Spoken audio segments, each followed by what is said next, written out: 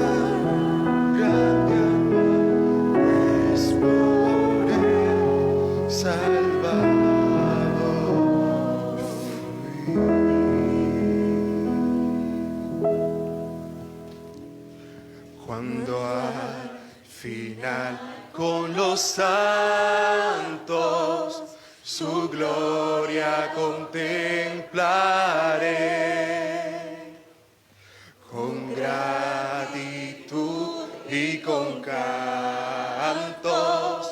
por siempre le alabaré. Cuán grande amor, tan grande amor, el de Cristo para mí. Cuán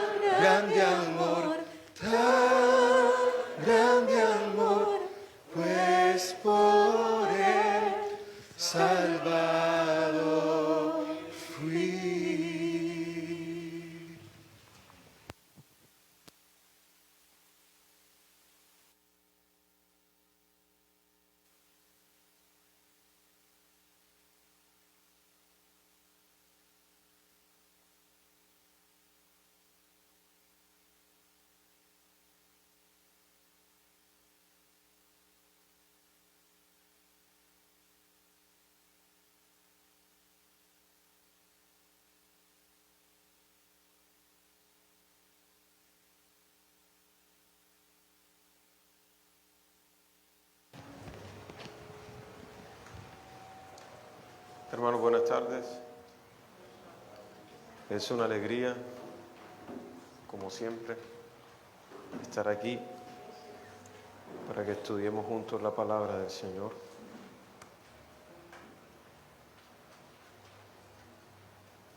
Usted puede abrir su Biblia conmigo en Esther capítulo 8 y 9.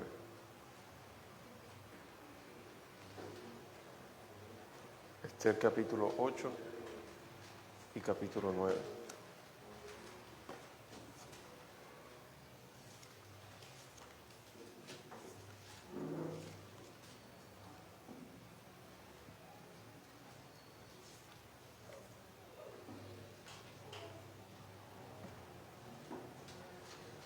Libro de Esther, capítulo 8 y capítulo 9. Esther está antes del libro de Job. Job está antes de los Salmos.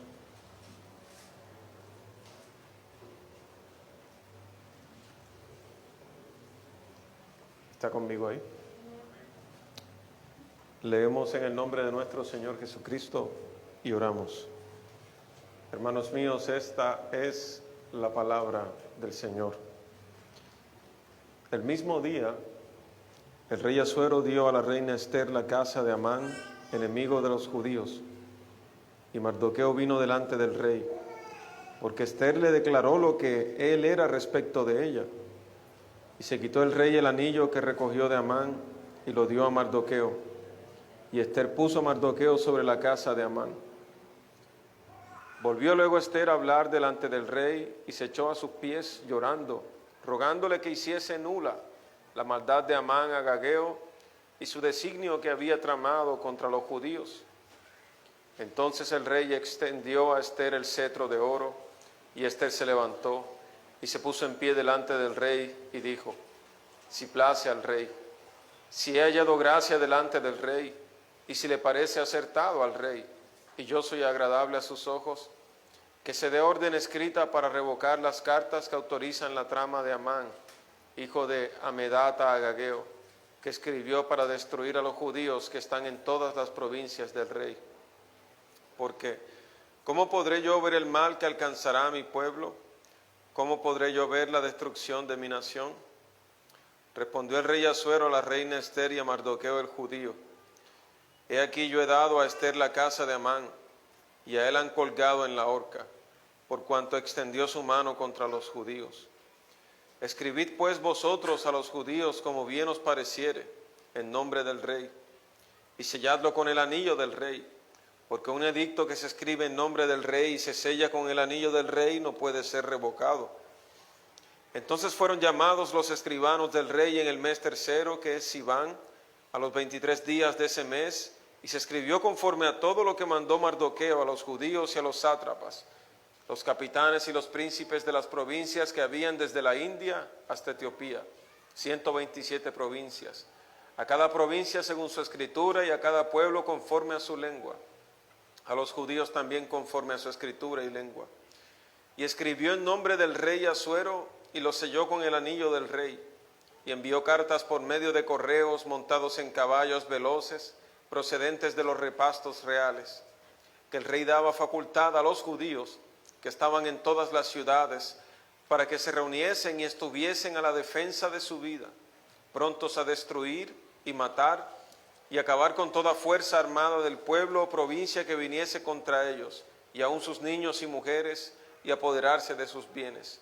En un mismo día en todas las provincias del rey Asuero, en el día 13 del mes 12º, que es el mes de Adar, la copia del edicto que había de darse por decreto en cada provincia para que fuese conocido por todos los pueblos. Decía que los judíos estuviesen preparados para aquel día, para vengarse de sus enemigos. Los correos pues montados en caballos veloces salieron a toda prisa por la orden del rey, y el edicto fue dado en Susa, capital del reino. Y salió Mardoqueo delante del rey con vestido real de azul y blanco y una gran corona de oro y un manto de lino y púrpura. La ciudad de Susa entonces se alegró y regocijó, y los judíos tuvieron luz y alegría, y gozo y honra. Y en cada provincia y en cada ciudad donde llegó el mandamiento del rey, los judíos tuvieron alegría y gozo, banquete y día de placer. Y muchos de entre los pueblos de la tierra se hacían judíos, porque el temor de los judíos había caído sobre ellos. En el mes 12, que es el mes de Adar, a los 13 días del mismo mes, cuando debía ser ejecutado el mandamiento del rey y su decreto, el mismo día en que los enemigos de los judíos esperaban enseñorearse de ellos, sucedió lo contrario. Porque los judíos se enseñorearon de los que los aborrecían. Los judíos se reunieron en sus ciudades en todas las provincias del rey Asuero para descargar su mano sobre los que habían procurado su mal, y nadie los pudo resistir, porque el temor de ellos había caído sobre todos los pueblos. Y todos los príncipes de las provincias, los sátrapas, capitanes y oficiales del rey, apoyaban a los judíos, porque el temor de Mardoqueo había caído sobre ellos. Pues Mardoqueo era grande en la casa del rey y su fama iba por todas las provincias. Mardoqueo iba engrandeciéndose más y más. Y asolaron los judíos a todos sus enemigos a filo de espada y con mortandad y destrucción, e hicieron con sus enemigos como quisieron. En Susa, capital del reino, mataron y destruyeron los judíos a 500 hombres. Mataron entonces a Parsandata, Dalfón, Aspata, Porata, Adalía, Aridata, Parmasta, Arisai, Aridai, Baisata, 10 hijos de Amán, hijo de Amedata, enemigo de los judíos, pero no tocaron sus bienes. Y el mismo día se dio cuenta el rey acerca del número de los muertos en Susa, residencia real. Y dijo el rey a la reina Esther: en Susa, capital del reino, los judíos han matado a 500 hombres y a 10 hijos de Amán. ¿Qué habrán hecho en las otras provincias del rey? ¿Cuál pues es tu petición y te será concedida? ¿O qué más es tu demanda y te será hecha? Y respondió Esther: si place al rey, concédase también mañana a los judíos en Susa que hagan conforme a la ley de hoy, y que cuelguen en la horca a los 10 hijos de Amán. Y mandó el rey que se hiciese así, se dio la orden en Susa y colgaron a los 10 hijos de Amán. Y los judíos que estaban en Susa se juntaron también el 14 del mes de Adar y mataron en Susa a 300 hombres, pero no tocaron sus bienes. Un pasaje largo, lo sé. Padre Rey, te damos gracias por tu misericordia. Como decía mi hermano José, Señor, sin la ayuda de tu Espíritu Santo, esto es solo otra reunión de un hombre que habla y 50 personas que escuchan, Señor. Pero con el poder de tu Espíritu Santo, Señor, en tu nombre, en el nombre de tu Hijo Jesucristo, Señor, esta palabra puede confortar nuestras vidas, derribar la altivez que se levanta contra el nombre de tu Hijo, puede llenarnos de gozo, santificarnos. Pedimos que esta palabra corra, Señor, y que tu gran nombre sea honrado. Concédeme hoy la lengua de un escribiente diestro, Señor. Dame la ciencia, la gracia y la sabiduría para proclamar con fidelidad tu palabra. En el nombre de Jesús. Amén. Hermanos, yo soy consciente que escuchar la palabra el domingo a las 5 de la tarde es más desafiante que a las 9 de la mañana. Esté pendiente ahí de que está al lado suyo. Si ve un cabezazo, ahí le da un codazo con mi autorización. He titulado a mi sermón para hoy: El reloj de Dios, parte 2. El reloj de Dios, parte 2. Hay un pasaje de las Escrituras que a la mayoría de nosotros nos encanta. De hecho, algunos podrían citarlo de memoria. Eclesiastés capítulo 3. Todo tiene su tiempo, ¿verdad? Todo tiene su tiempo. Y todo lo que se quiere debajo del sol tiene su hora. Hay tiempo de nacer, tiempo de morir, tiempo de plantar, tiempo de arrancar lo plantado, tiempo de matar, tiempo de curar, tiempo de destruir, tiempo de edificar, tiempo de llorar, tiempo de reír, tiempo de endechar, tiempo de bailar, tiempo de esparcir piedras, tiempo de juntar piedras, tiempo de abrazar, tiempo de abstenerse de abrazar, tiempo de buscar y tiempo de perder, tiempo de guardar. Algunos pensaron en la pandemia, ¿no? Abstenerse de abrazar. Salomón no estaba pensando en eso. Tiempo de romper, tiempo de coser, tiempo de callar, tiempo de hablar, tiempo de amar, tiempo de aborrecer, tiempo de guerra, tiempo de paz. La idea del pasaje es que el tiempo de nuestras vidas está en manos de Dios, ¿verdad? Y que para todo lo que se quiere bajo el cielo, Dios ha designado una hora. Sin embargo, al final del pasaje, dice en el verso 11 que Dios todo lo hizo hermoso en su tiempo y que ha puesto la eternidad en el corazón de los hombres sin que alcance el hombre a entender la obra que ha hecho Dios desde el principio hasta el fin. Y yo he conocido que no hay para ellos cosa mejor, dice Salomón, que alegrarse, que hacer el bien, que el hombre coma, que beba y goce del bien de su labor. Aunque en el texto el reloj de Dios ha fijado toda clase de tiempos para nuestras vidas presentados en el pasaje, desde distintos extremos, nacer y morir, llorar y reír, recoger y sembrar, y todo lo que en medio de esos extremos ocurre. La expectativa del creyente, la expectativa de Salomón para el creyente, es que el creyente se goce en el tiempo de Dios, ¿verdad?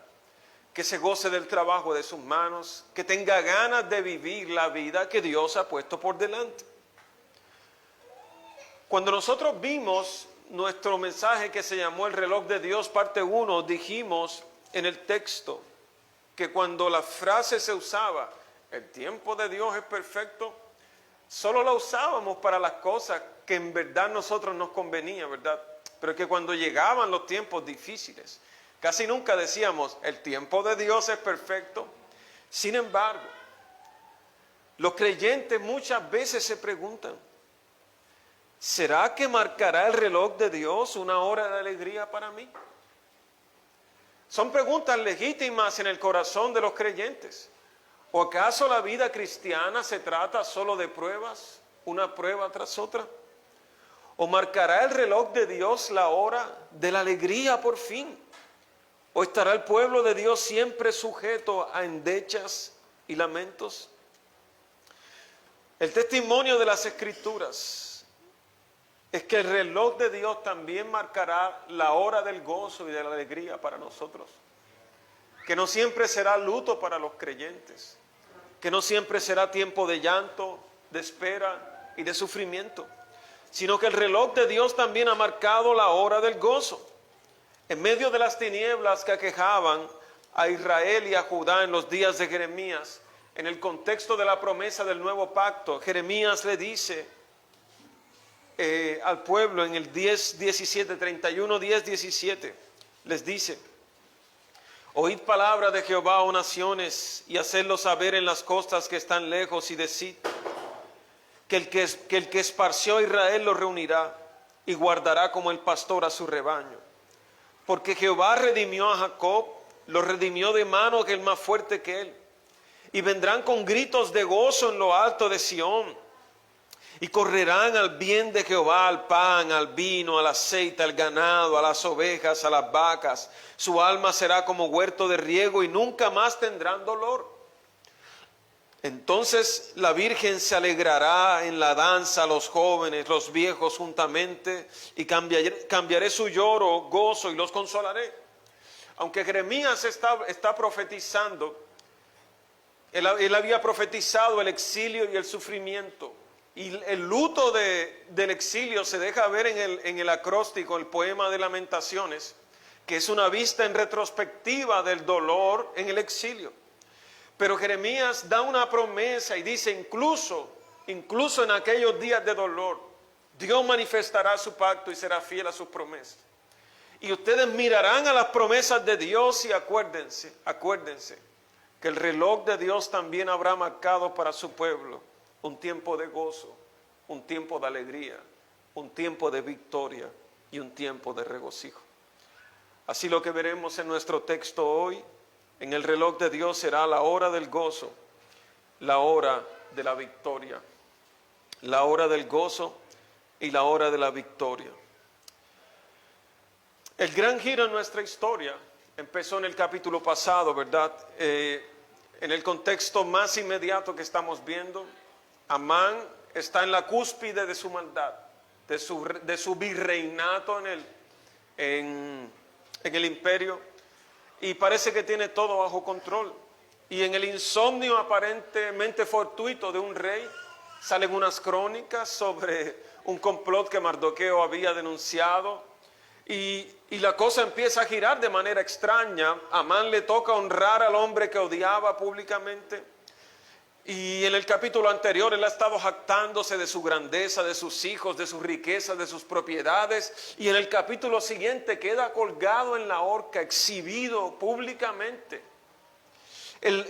Estos reverses, estos puntos de giros en el libro de Esther han alcanzado la cúspide en la que las cosas finalmente empezarán a presentarse a manera de gozo para el pueblo de Dios. Hasta ahora todo ha sido o tragedia, o prueba, o temor, o desesperanza, o no se sabe qué va a pasar. Sin embargo, la hora del gozo había llegado. La mano invisible de Dios, como hemos titulado a nuestra serie, estaba moviéndose, siempre en favor de cumplir las promesas de su pacto. Si nosotros repasamos los títulos de nuestros sermones, desde que empezamos esta serie, podemos ver la progresión, ¿verdad? La progresión de lo que hemos visto en nuestra serie.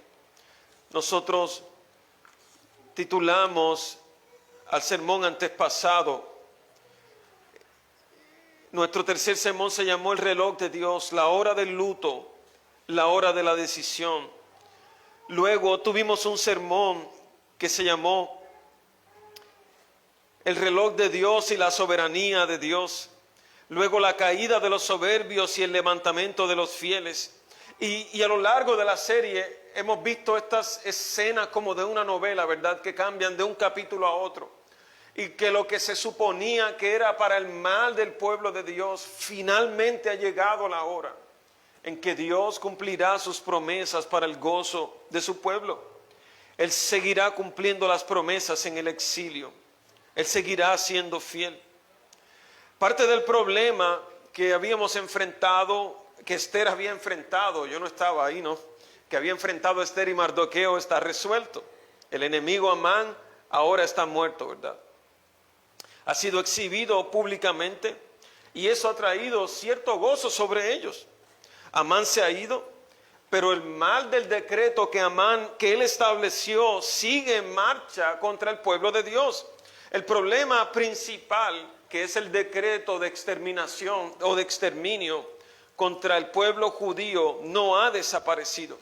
Y lo que veremos en este capítulo es cómo a través de una maquinaria política corrupta, a través de la misma maquinaria política corrupta que se estableció el decreto de muerte, Dios iba a usar la misma maquinaria política corrupta para cumplir las promesas de su pacto, pues la hora del gozo había llegado.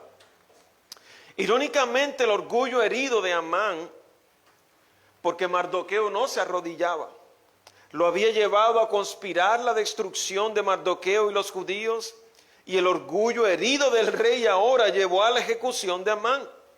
No hay quizás una mejor ilustración en nuestro pasaje de lo que la Biblia dice en Proverbios 16-18, que antes del quebrantamiento llega la soberbia. Amán ha sido ejecutado como un traidor del rey y por lo tanto sus propiedades han sido confiscadas. Lo último que vimos en el sermón pasado fue que las propiedades de él fueron adjudicadas a Esther. Ahora, Esther rápidamente llama a Mardoqueo y lo introduce delante del rey. Al principio, en los primeros versos dice: y Mardoqueo vino delante del rey porque Esther le declaró lo que era respecto de ella. Y se quitó el rey el anillo que recogió de Amán y lo dio a Mardoqueo. Y Esther puso a Mardoqueo sobre la casa de Amán. Estos puntos de giro van en ascenso. Ahora es Mardoqueo el dueño de las cosas de las que Amán se gloriaba. En unas semanas las cosas cambiaron de la tristeza al gozo. La mano de Dios estaba moviéndose en favor de su pueblo. El anillo que en el capítulo 3, versículo 10 se había puesto sobre la mano de Amán, ¿verdad? Como el segundo hombre más importante, ahora estaba sobre la mano de Mardoqueo. Y no suficiente con eso, no solo estaba el anillo de él, sino la riqueza de Amán ahora pertenecía a Mardoqueo. Y a pesar de la muerte de Amán, ¿verdad? Y de la promoción de Mardoqueo, los judíos seguían viviendo bajo la amenaza del exterminio, pues el decreto era irreversible. Todo el poder y la riqueza del mundo no podían cancelar la muerte.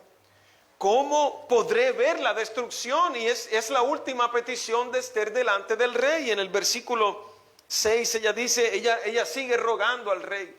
Y dice rey, ¿cómo podré yo ver el mal que alcanzará a mi pueblo?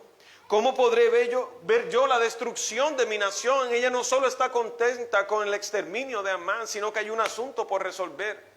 Porque como la ley en Media y en Persia era irrevocable, es decir, el rey no podía expedir un decreto que decía, expido una resolución, un parágrafo más al decreto anterior de Amán diciendo que está cancelado. No, esos reyes no podían ser vistos como humanos que se contradicen. Incluso la soberbia de ellos daba para esto, no, un decreto expedido. Es un decreto que no puede cancelarse, es decir, el decreto de muerte no estaba resuelto, seguía el decreto de muerte y exterminio sobre los judíos. Y esto nos recuerda el pasaje de Daniel capítulo 6, ¿verdad? Donde los sátrapas vienen delante de Darío y le dicen, pensando en conspirar contra Daniel, dicen, Señor, establezcamos una ley para que nadie honre a ningún Dios, sino solo tú, ¿verdad? Y desde la soberbia a Darío le parece una ley genial, o sea que todos los hombres adoren a nuestros dioses y a mí. Establecen a la ley, pero para sorprender a Daniel. Daniel continuó orando 3 veces al día, lo presentaron delante del rey. Hemos hallado a Daniel que no te honra a ti ni te respeta. El castigo para Daniel es el foso de los leones. El texto dice que le pesó a Darío haber hecho esa ley. Pero no podía hacer nada porque las leyes en el imperio medo-persa no se cambian. Con el dolor de su alma se afligió y fue hasta el foso de los leones. Daniel, el Dios a quien tú sirves ha podido librarte. Y Daniel le responde, vive para siempre el rey, ¿verdad? El Señor envió un ángel que tapara la boca de los leones. Así es la dinámica en la que está atrapado el rey del imperio. Por mucho que él quiera favorecer a Esther, él no puede abolir la ley que ella había expedido. Ahora, la única opción es que se establezca otro edicto. Es la única opción que ve Mardoqueo, que se decrete otra ley que permita a los judíos que el día que vengan contra ellos a atacarlos, ellos poder defenderse y matar a todos aquellos que vinieran a asesinarlos. Y el edicto que se promulga, ¿verdad? En el versículo 10 dice, escribió en nombre del rey Asuero, lo selló con el anillo del rey y envió cartas en los correos montados en caballos veloces procedentes de los repastos reales. Uno se imagina a esos mensajeros, ¿verdad? A toda velocidad. Bueno, los que hemos visto, Señor de los Anillos y esas películas, se imagina uno la escena, ¿no? Que el rey daba facultad a los judíos que estaban en todas las ciudades para que se reuniesen y estuviesen en la defensa de su vida, prontos a destruir, matar y acabar con toda fuerza armada del pueblo o provincia que viniese contra ellos, y aun sus niños y mujeres, y apoderarse de sus bienes, en un mismo día en todas las provincias del rey Asuero, en el día 13 del mes 12º, que es el mes de Adar. Mis hermanos, lo que tenemos es el decreto de muerte de Amán. Exactamente lo que hace Mardoqueo es anular el decreto punto por punto, pero contra el decreto que se había establecido contra los judíos. Ahorita vamos a comparar ambos decretos. Y lo que hace Mardoqueo es replicar el decreto, pero en contra. Como si el autor quisiera decirnos una vez más que todo lo que planearon contra el pueblo de Dios se volvería contra ellos palabra por palabra. Lo que el decreto ha logrado ahora es legalizar la guerra entre los judíos del imperio persa y cualquier persona de cualquier nacionalidad quien pudiera venir contra ellos. Mis hermanos, la guerra civil ha sido autorizada incluso en la ciudad del rey. En el capítulo 3, versículo 15,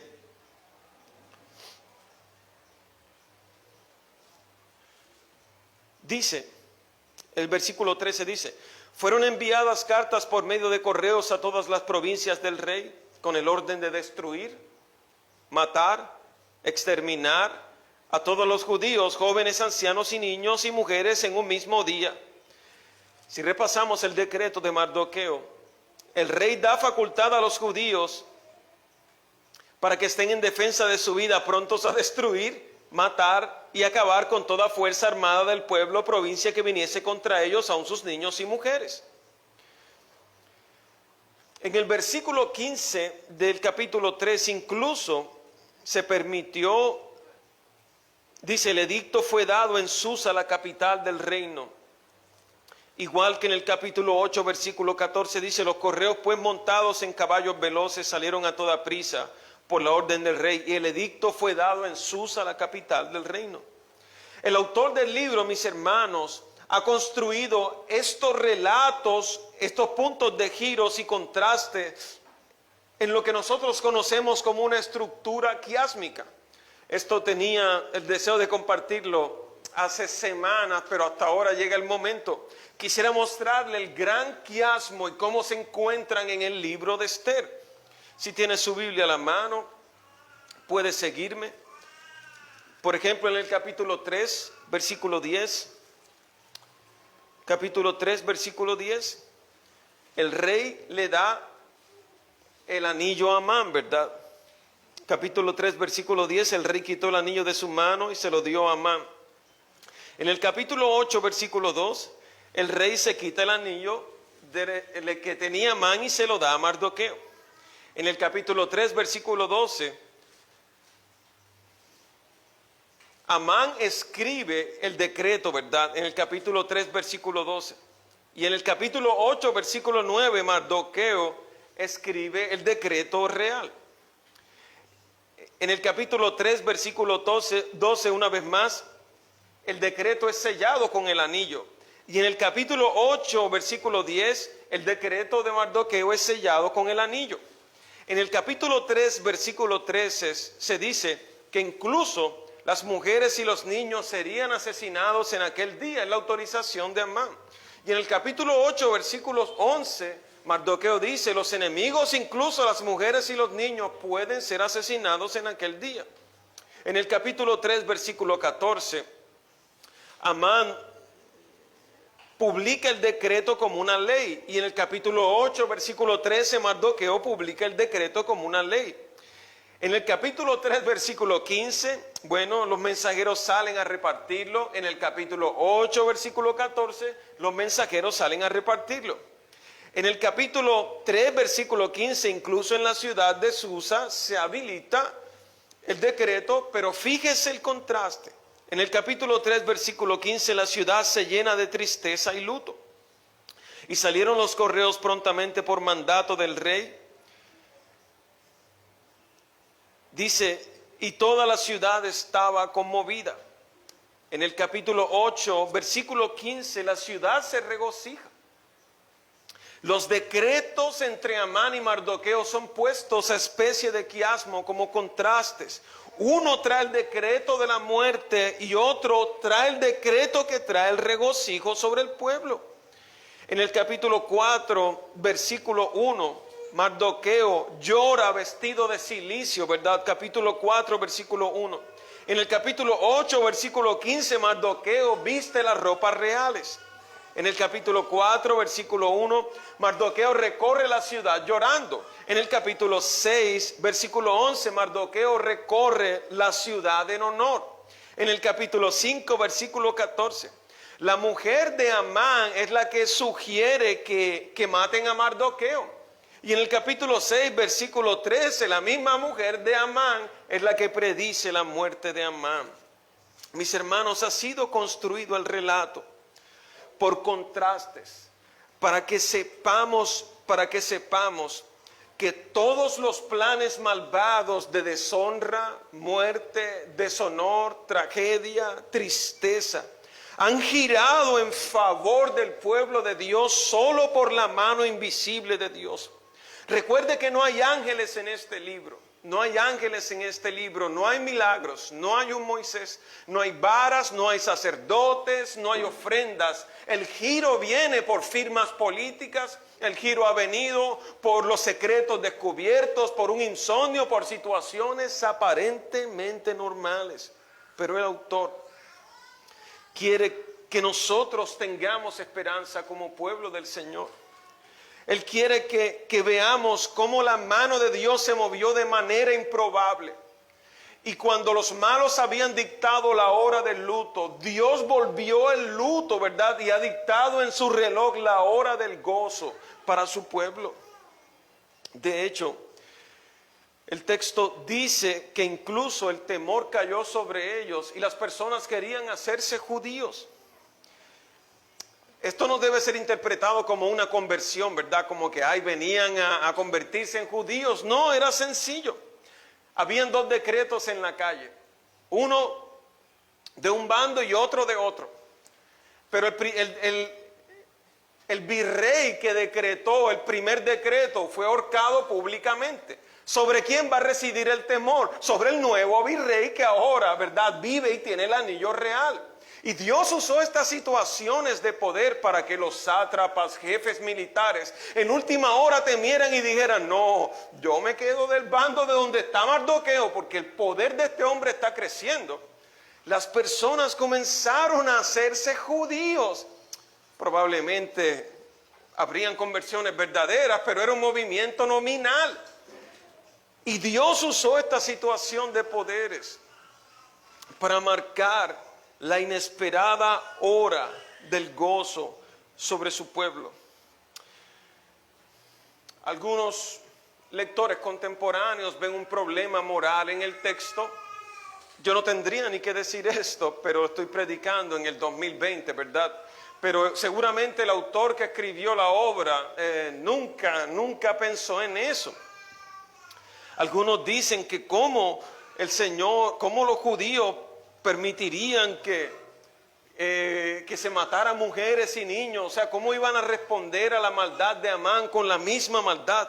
¿Acaso no enseña Jesús en el Nuevo Testamento: amarás a vuestros enemigos, pondrás la otra mejilla? Hay una manera simple de responderlo. Dice un comentarista, bueno, en primer lugar era un decreto de defensa. El decreto es que se les permitió defenderse. Cuando vengan a ser atacados, defiéndanse. ¿Okay? En segundo lugar, el reporte de las muertes, es decir, los judíos no hicieron uso de matar mujeres y niños. Todos los reportes de las muertes en el capítulo 9 se encargan de hacernos saber que los que murieron fueron hombres. Ahora, si el texto está contando mujeres y niños, ¿por qué relata las muertes como hombres? Para que el autor, para que sepamos, ¿verdad?, que no respondieron a la misma manera como la maldad de Amán proclamaba. Sin embargo, eso no responde a la pregunta: ¿por qué Amán, siendo judío, da este decreto en que se permita muerte de mujeres y niños? ¿Cómo deben ser vistas estas ideas y estas contradicciones aparentemente opuestas? Es importante que entendamos los pasajes en su contexto y teniendo lo que nuestras escrituras dicen, ¿verdad? La guerra que está en juego en el texto, la guerra santa, por mucho impacto que eso nos cause, no ha sido iniciada por los hombres, sino por Dios. La guerra que tenemos en el texto ha sido iniciada por Dios. En Éxodo capítulo 17, versículo 8, por ejemplo. Éxodo capítulo 17, versículo 8. Entonces vino Amalec y peleó contra Israel en Refidim. Y dijo Moisés a Josué: escogeos varones y sal a pelear contra Amalec. Mañana yo estaré sobre la cumbre del collado, y la vara de Dios en mi mano. E hizo Josué como le dijo Moisés, peleando contra Amalec. Y Moisés y Aarón y Hur subieron a la cumbre del collado. Y sucedía que cuando alzaba Moisés su mano, Israel prevalecía, mas cuando él bajaba su mano, prevalecía Amalec. Y las manos de Moisés se cansaban, por lo que tomaron una piedra y la pusieron debajo de él, y se sentó sobre ella. Y Aarón y Hur sostenían sus manos el uno a un lado y el otro al otro, y así hubo en sus manos firmezas hasta que se puso el sol. Y Josué deshizo a Amalec y a su pueblo a filo de espada, y Jehová le dijo a Moisés: escribe esto para memoria en un libro. Y dile a Josué que raeré del todo la memoria de Amalec de debajo del cielo. Y Moisés edificó un altar y llamó a su nombre Jehová Nisi, por cuanto la mano de Amalec se levantó contra el trono de Jehová. Jehová tendrá guerra con Amalec de generación en generación. La guerra de los descendientes de Amán en el texto es una guerra personal contra Dios. Los enemigos del pueblo de Dios y su maldad se han levantado contra el trono de Dios. En Deuteronomio capítulo 25, Moisés se encarga de recordarles estas cosas. Deuteronomio capítulo 25, versículos 17 al 19. Acuérdate de lo que hizo Amalec contigo en el camino cuando salías de Egipto, y de cómo te salió al encuentro en el camino y te desbarató la retaguardia de todos los débiles que iban detrás de ti, cuando tú estabas cansado y trabajado, y no tuvo ningún temor de Dios. Por tanto, cuando Jehová tu Dios te dé descanso de todos tus enemigos alrededor de la tierra que Jehová tu Dios te da por heredad para que la poseas, borrarás la memoria de Amalec de debajo del cielo. Ese es el decreto de Dios contra Amalec y su descendencia. Mis hermanos, la guerra santa contra los enemigos de Dios ha sido iniciada por Dios. Israel en últimas es el agente, los reyes de Israel son el agente a través de los cuales Dios lucha contra sus adversarios. Ahora, cuando se le dijo a Saúl que exterminara a Amalec, recuerda lo que hizo Saúl en 1 Samuel capítulo 15 versículos 2 y 3. El decreto que ahora repite Amán es un decreto parecido al que Dios había establecido primero contra ellos. 1 Samuel capítulo 15 versículos 2 y 3. 1 Samuel capítulo 15 versículos 2 y 3.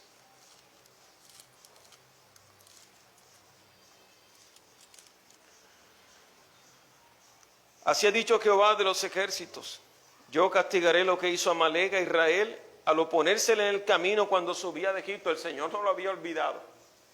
Se lo repitió muchos años antes a través de Moisés en Deuteronomio, y ahora se lo recuerda al primer rey, a Saúl.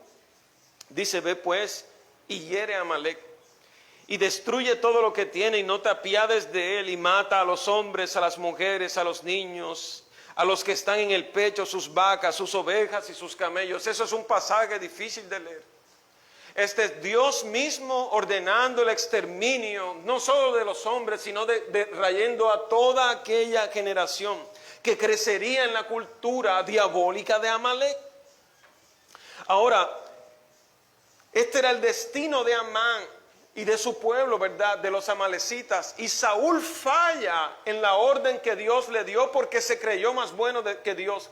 Ahora la disciplina ha traído al pueblo de Dios al lugar opuesto, ¿verdad? El exterminio que debía venir sobre Amalec. Ahora Amalec sin piedad, por medio de Amán, lo ha preparado contra el pueblo de Dios. El autor está escribiendo para judíos que tienen en mente este conflicto generacional. Ahora la gran pregunta que el autor resuelve de manera tácita es esta: Señor, ¿permitirás que el destino fatídico que tú trazaste contra tu adversario Amalec ahora triunfe sobre tu pueblo? Señor, ¿te olvidarás, verdad, de la venganza que planeaste contra tus adversarios? Por supuesto que no. Dios no lo permitirá. Y el gran reverso en este texto es ese. Este no es un asunto para ser interpretado con nuestra sensibilidad contemporánea. El autor está tratando de poner el contraste y decirnos: el destino tramado por Amán para Mardoqueo, la horca, se volvió contra él. Y el destino tramado por Amán contra el pueblo de Dios se volvió contra ellos. El autor ni siquiera tiene en mente esas preguntas ahora. Entendiendo el texto, ninguno de nosotros justificaría la guerra santa en nuestros días. Ninguno de nosotros que ya entiende el plan de redención, ¿verdad?, que entiende lo que la obra de Cristo ha logrado, y la dispensación que nos ha logrado a nosotros, que el Espíritu Santo ahora ha venido sobre nosotros, que la agencia de Dios ahora es la iglesia y que ahora no tiene la espada, sino el libro y el discipulado, ¿verdad? Y que el discipulado y la conquista de las naciones se dará por el ir y hacer discípulos a todas las naciones, la manera en que el reino vendrá. Entonces, para nosotros no hay conflicto. Seguramente algún progresista o alguien que quiere que Dios encaje dentro de sus categorías se sienta en el trono de Dios para juzgarlo. Ahora, ¿tiene Dios el derecho de luchar contra la maldad del mundo y exterminar lo que Él considera que debe ser exterminado? Pero sucedió lo contrario. El texto no nos hace saber, mis hermanos. El texto nos hace saber que hubo gozo y alegría. Donde había llanto, ahora hubo gozo y alegría. Y lo repite varias veces en el verso 15 del capítulo 8. Dice: la ciudad de Susa entonces se alegró y regocijó, y los judíos tuvieron luz y alegría, gozo y honra. Y otra vez repite, dice: los judíos tuvieron alegría, gozo, banquete, día de placer. Y el temor de los judíos cayó sobre todos ellos. Y en el verso 9, el autor nos dice, en el capítulo 9, versículo 1, dice: el mismo día en que los enemigos de los judíos esperaban enseñorearse de ellos, que dice el pasaje, sucedió lo contrario, porque los judíos se enseñorearon de los que los aborrecían. Dios había marcado no solo la hora del gozo, sino también la hora de la victoria y la retribución. La hora de la victoria y la retribución. Dios luchó con su mano invisible, con su providencia sin milagros, por medio de la misma maquinaria política sucia, egoísta. Por medio de esa misma cumplió las promesas de su pacto en el exilio. El propósito de Dios estaba ligado a la suerte de su pueblo. Si el pueblo de Dios es exterminado, no hay un Mesías redentor. Dios ha preservado a su pueblo una vez más, dándole la victoria sobre sus enemigos. Mis hermanos, la muerte de Jesucristo, el Mesías de Israel, proporciona la única base para el cese de la guerra santa y el descenso del Espíritu Santo. Proporciona el único poder por el cual uno puede amar a sus enemigos como a sí mismo. Toda la venganza que el pueblo de Dios quisiera causar a aquellos que practican el mal ahora, se ha satisfecho en el sufrimiento y la muerte de Jesús. Ha tomado el salario del pecado, ha sufrido la venganza del mal, la venganza que se nos debe por nuestros pecados contra los demás. Y debido a ello, por sus pecados contra nosotros, ha sido satisfecha en el cuerpo de Jesús y en la cruz. Solo sobre la base del reconocimiento de que la pena ha sido pagada por Jesús, es que podemos perdonar a los demás como hemos sido perdonados. La verdadera guerra santa en la historia de la humanidad ha cesado porque Jesús ha luchado su último episodio en la cruz. Nos guste o no, mis hermanos, el Antiguo Testamento está lleno de la violencia de Dios contra las naciones, que son retratadas como personas tan malvadas que su destrucción es el único remedio. ¿Acaso no habían buenas personas en estas naciones? ¿No es esa la pregunta de Abraham en Génesis 18? Antes del exterminio de Sodoma y Gomorra: Señor, ¿no hay acaso 20 justos ahí por los que tú salves la nación de Sodoma? Y el Señor dice: si los encuentras me avisa y salvamos. Señor, ¿no hay acaso 10 justos por los que tú salves la nación de Sodoma? Si los encuentras me avisas y la salvamos. Yo te lo prometo, que yo nunca ejecutaré juicios donde no se merezcan juicios. Si hay 10 justos, la salvamos. Pero al parecer, ningún hombre, niño, mujer justo había en Sodoma. Lot y su esposa y sus hijos escaparon en virtud de la relación pactual que tienen con Abraham, no por su justicia personal. ¿No es esta la verdad que dice Romanos capítulo 3, versículo 23? ¿No es esta la verdad de Romanos 6, 23?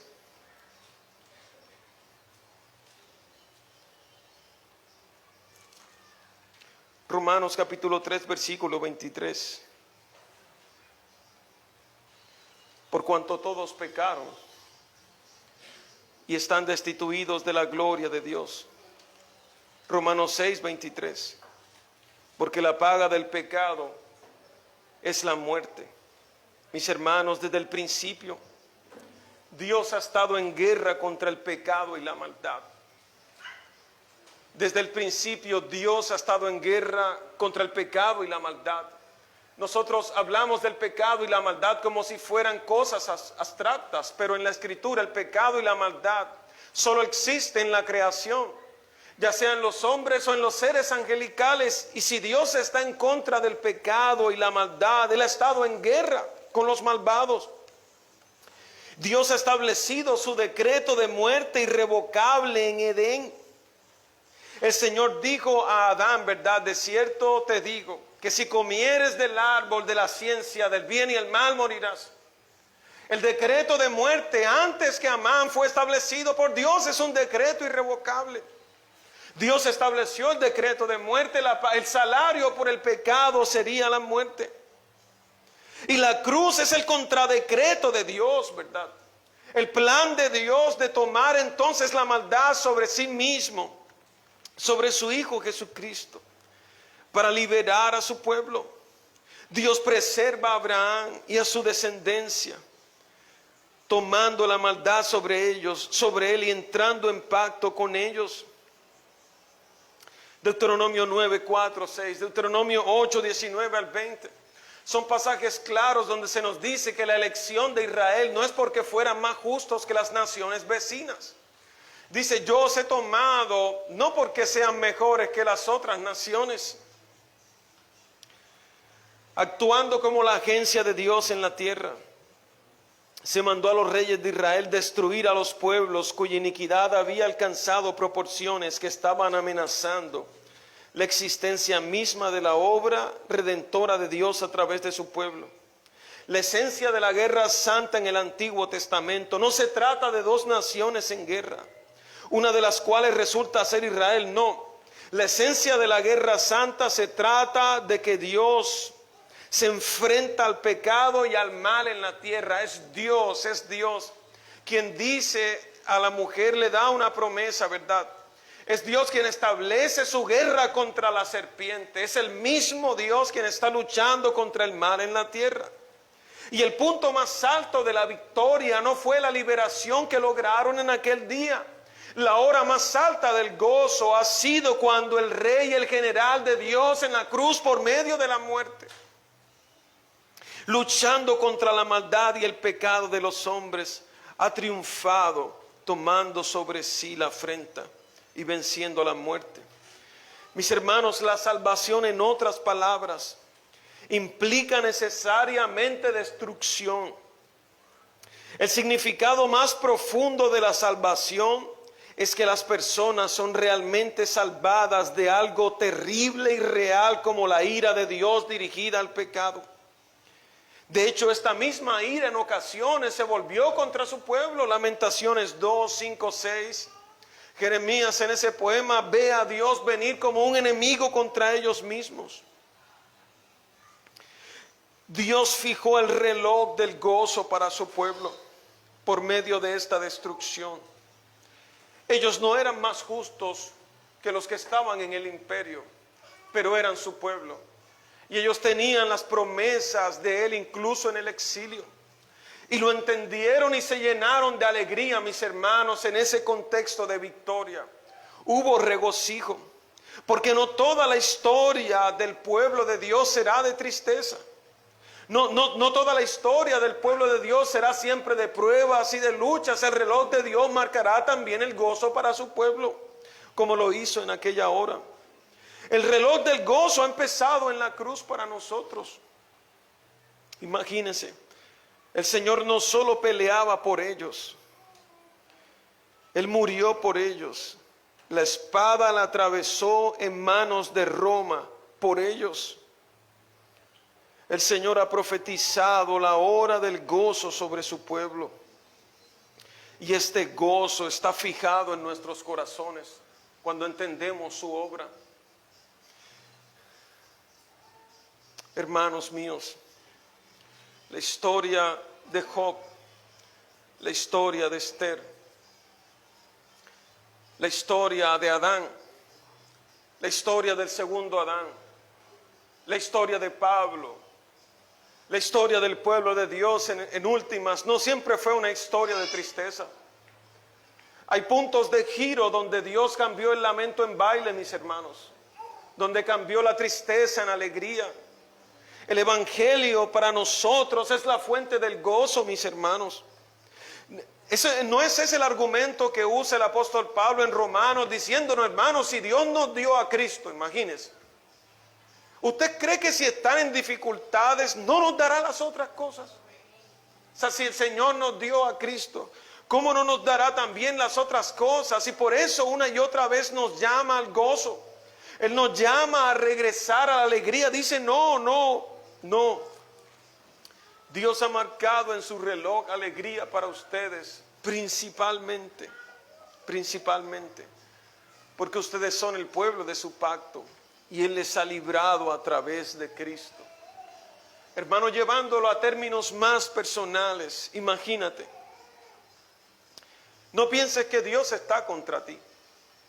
Dios no está contra ti, mi hermano. El Señor no está luchando para hacerte la vida infeliz. No permitas que Satanás te convenza de eso. El Señor no es malo. Mi hermano, el Señor está resuelto a luchar contra el remanente de pecado que queda en ti. Esa es su guerra. Pero su guerra no es contigo. Él te ama a ti. De hecho, por amor de ti, Él está luchando con el pecado que todavía queda en ti por medio de su Espíritu. No, ni siquiera estás solo en la guerra contra el pecado, mi hermano. Tienes al ejército de Dios en el Espíritu de Dios. El Espíritu que levantó a Jesucristo de los muertos, lo tienes de tu parte en la guerra contra el pecado. Eso es un motivo de gozo para no desesperanzarse. De manera más personal, no te acostumbres a la tristeza. Permanecer en un espíritu abatido no significa que eres un cristiano más santificado. No significa que eso te hace más piadoso en un espíritu abatido y encerrado, apesadumbrado y meditabundo. No, mi hermano, la hora del gozo se ha cernido sobre ti.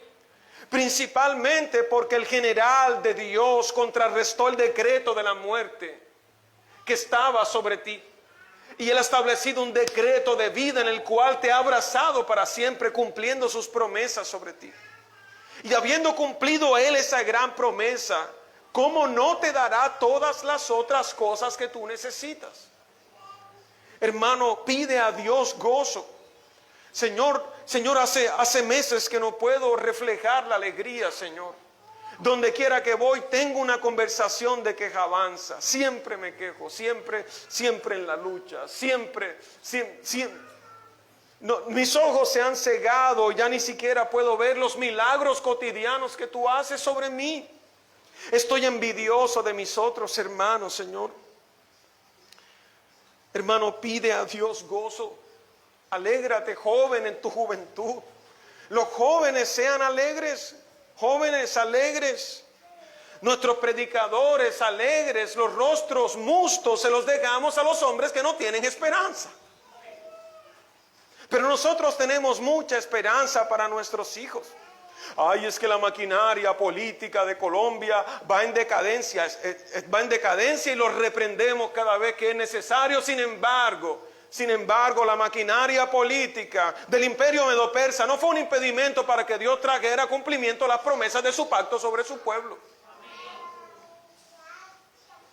No hay razones para el pesimismo. La hora del gozo ha llegado, siempre esperando una mala noticia. ¿Y si me despiden? ¿Y si ahora este negocio no me sale? ¿Y si se retrasa? Dios mío, ¿por qué esperamos tantas cosas malas de ti? Si Él ha puesto su bien sobre nosotros, Él está ahí caminando contigo, mi hermano. Él está luchando contigo. Él sabe la oración que hiciste. Él sabe lo que tú estás esperando. Él está ahí como un soldado, un general, luchando contigo. Él no está luchando contra ti. Si te ves impedido a veces, es que está luchando contra el pecado que queda en ti. Gloria a Dios por eso. Pero Él está de tu parte. Alégrate en esta Navidad, mi hermano. Alégrate. Si te gusta la Navidad, saca tu arbolito, lo que sea. A que no le guste, que prenda una lámpara, yo no sé. Haz un cartel en la puerta, lo que sea que te guste, pero haz algo. Dile a tus vecinos que estás alegre. Haz un postre, comparte un pedazo con tus vecinos. Dile, déjame orar por ti.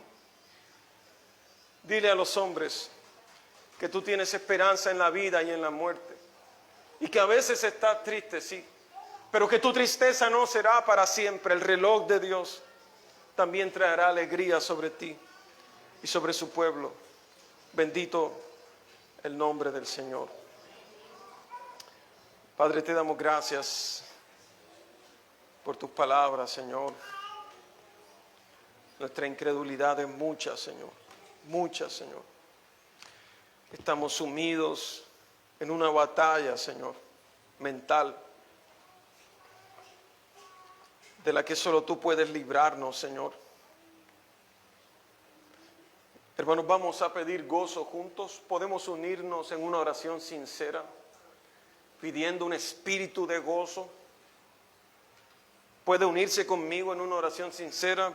Por una vez no pelee conmigo. Hoy no hay nadie a quien ganarle en argumentación, por favor.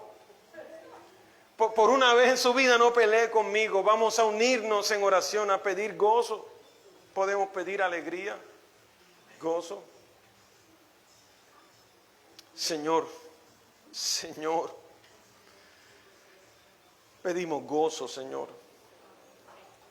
Pedimos una alegría genuina, Señor. Estamos cansados de tener un espíritu abatido, de reflejar esa pesadumbre, Señor, como gente sin esperanza, Padre. Espíritu Santo. Espíritu Santo, donde hay llanto, Señor, trae un milagro, Señor. Trae alegría para tu pueblo, Señor. Muchos de nuestros hermanos están cansados de esperar, Señor. Se han desanimado a un punto casi sin retorno, Señor. Tú puedes cambiar ese lamento. Tú puedes hacer un milagro. Tú puedes traer alegría. Así como traíste este punto de giro, Señor, en que en un capítulo hay llanto, tristeza y muerte, y en el otro hay gozo y victoria. Así esperamos de tu mano, Señor. Padre nuestro que estás en los cielos, santificado sea tu nombre, Señor. Venga a nosotros tu reino, Señor. Hágase, Señor, tu voluntad como en los cielos, también en la tierra, Señor. El pan nuestro de cada día, dánoslo hoy. Perdona nuestras ofensas, como también nosotros perdonamos a quienes nos ofenden. No nos dejes caer en tentación y líbranos del mal, porque tuyo es el reino y la gloria por los siglos de los siglos. Amén.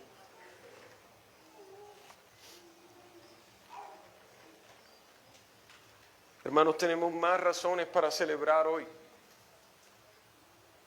Nos despedimos de los hermanos que están en la transmisión. Los estamos esperando. Es una alegría que puedan conectarse con nosotros.